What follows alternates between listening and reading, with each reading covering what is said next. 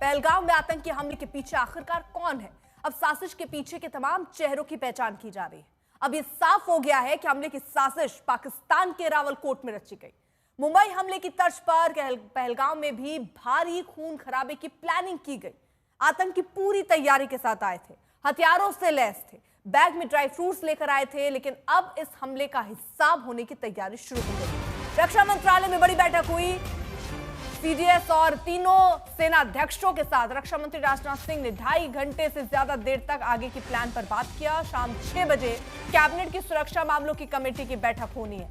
तो अमित शाह वापस लौटकर जाएंगे, क्योंकि आपको बता दें अमित शाह श्रीनगर पहुंचे थे, जहां पर उन्होंने वो लोग जो इसमें घायल हुए उनसे मुलाकात भी की, उनके परिजनों से मुलाकात की थी, श्रद्धांजलि भी दी थी मृतकों को। और अब बैठकों का दौर शुरू हो रहा है।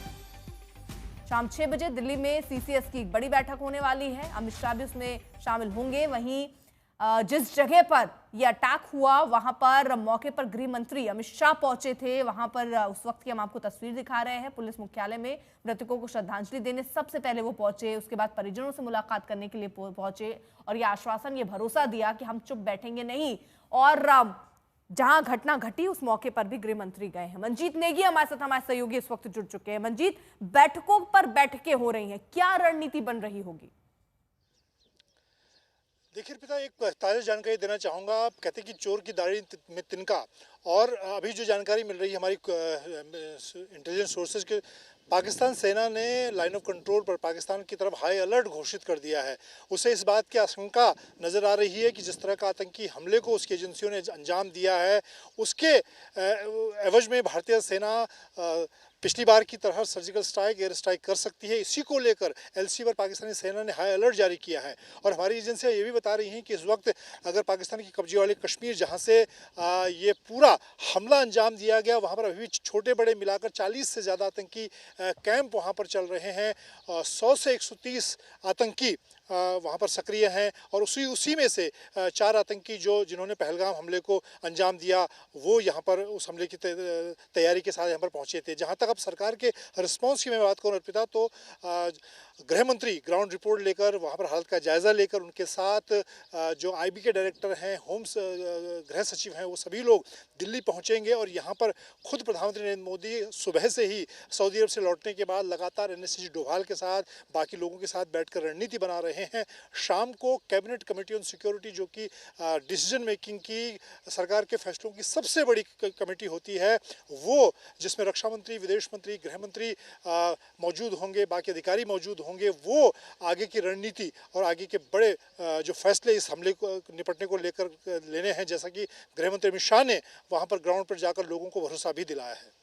मंजीत, कई बार मोदी सरकार को इस तौर पर देखा जाता है कि बहुत सारे चौंकाने वाले फैसले लेते हैं, क्योंकि सर्जिकल स्ट्राइक भी जैसे हुई, किसी ने ऐसा सोचा नहीं था कि कुछ ऐसा भारत कर सकता है या हमारी रणनीति का ऐसा कुछ हिस्सा हो सकता है। इस बार आपको क्या लग रहा है, क्योंकि उसी तरीके से रणनीति कुछ होगी या फिर एक बार चौंका सकती है सरकार?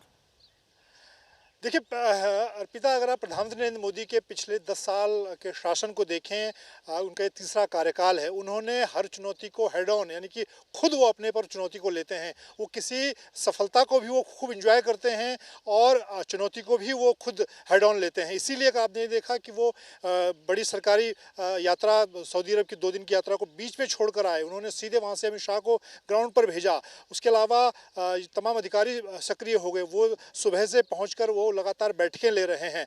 और इससे पहले के जो आपने कश्मीर हमने जो 2 बड़े हमले, उरी ब्रिगेड पर हमला देखा था, उसके बाद पुलवामा में सीआरपीएफ के जवानों पर जो बड़ा हमला देखा था, उसके बाद के जो बड़े कदम नरेंद्र मोदी सरकार ने उठाए, प्रधानमंत्री नरेंद्र मोदी ने लिए, वो पूरी दुनिया में एक तरह से उनकी नज़ीर बनी। तो इस बार भी का हमला एक तरह से सीधी चुनौती सरकार को लेकर है। खासतौर से कश्मीर में धारा 370 खत्म होने के बाद जो वहाँ पर हालात सामान्य हो रहे हैं। आपको याद होगा पिछले हफ्ते ही प्रधानमंत्री नरेंद्र मोदी को वहां पर नई ट्रेन, जो श्रीनगर के लिए नई ट्रेन है, उसके उद्घाटन के लिए जाना था, लेकिन खराब मौसम की वजह से नहीं जा पाए।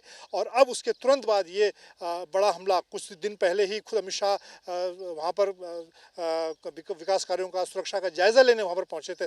तो ऐसे में इस तरह का हमला सीधे तौर पर सरकार के लिए चुनौती है और उस चुनौती का वो मुंहतोड़ जवाब देने की भी तैयारी प्रधानमंत्री नरेंद्र मोदी की तरफ से की जाएगी। तो आज देखिए बैठक दिल्ली में भी होनी है, उस पर भी हमारी नजर रहेगी। मंजीत हर अपडेट हम तक पहुंचा रहे हैं। मंजीत, जो अपडेट अभी आ रहे हैं उसमें हम ये भी पता चल रहा है कि ये जो आतंकी पहुंचे थे, एक तो इन्होंने अलग पैटर्न अपनाया है। इस बार इन्होंने टूरिस्ट जो थे उन्हें टारगेट किया। जब हमला करने के लिए वहां पर गए तो वो सेना की वर्दी में नजर आए। अपने सर पर उन्होंने जो हेलमेट लगाया था उसमें उन्होंने कैमरा लगाया हुआ था।